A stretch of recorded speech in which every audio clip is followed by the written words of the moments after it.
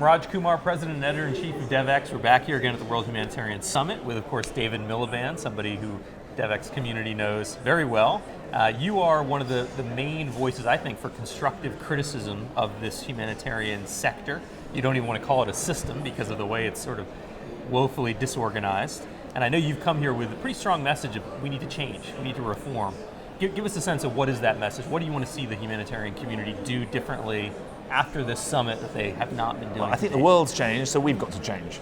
The world is one now of long-term displacement, 37-year civil wars, 17 years average displacement of a refugee.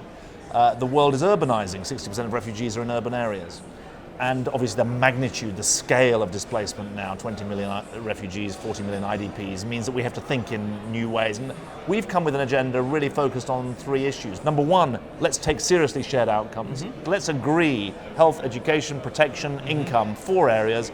Let's go after collective outcomes, let's measure our progress, let's align our activity. Break that wall down that's been there between development and humanitarian Exactly, work. and in my experience, you don't start by reorganizing, you start with some shared objectives. Number two, let's take seriously quality of programming. The humanitarian sector is under-researched and under-evidence-based. We've said at IRC, all of our programs will become evidence-based or evidence-generating. I mean, it's a pressing need, it's a public good to fill that evidence gap.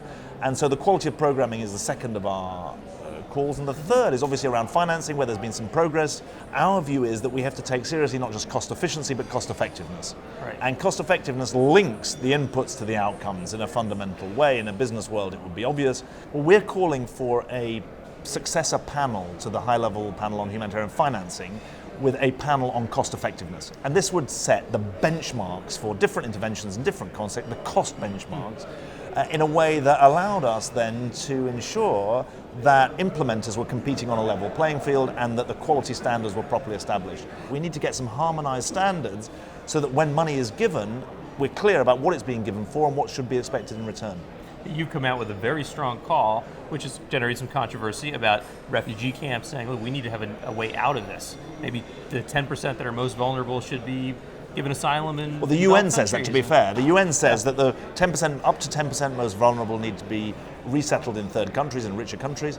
But that then leaves the question of what about the other 90%? And coming out of the Dadaab last week, what I was saying is, let's not start by defending the status quo. Let's start by saying, well, what could be the best outcome? Obviously, the best outcome might be that people go home.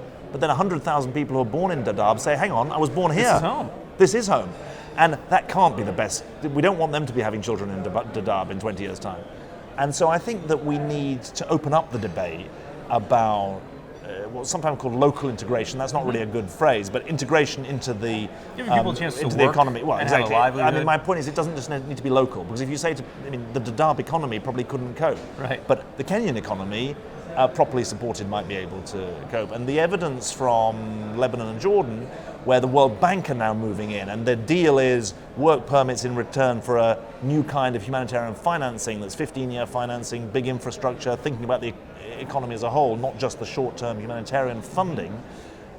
There's the outlines of a win-win there, and that's the point I'm making. Can you be optimistic tomorrow when this summit is over that we will actually have set the humanitarian community on a new course? Well, I think all we can say is that the proof of the pudding will be in the eating. And we'll know in 6 months' time, when we have the UN meeting in September, have the ideas that have been tabled here been carried forward? Is the grand bargain now shaping donor practice? Is the education platform, which Gordon Brown worked so hard to create, properly funded? It's too early to declare success. I don't think we can say it's been a success until it changes life on the ground. Well, I know you're going to keep talking about this. Your voice has been really important in this, and we will keep covering it. I think I'm coming to your summit June the 14th, so you heard it here first. We're going to be asking you these things on stage, and let's see where we are by then. Good man. Take it easy. Thank you.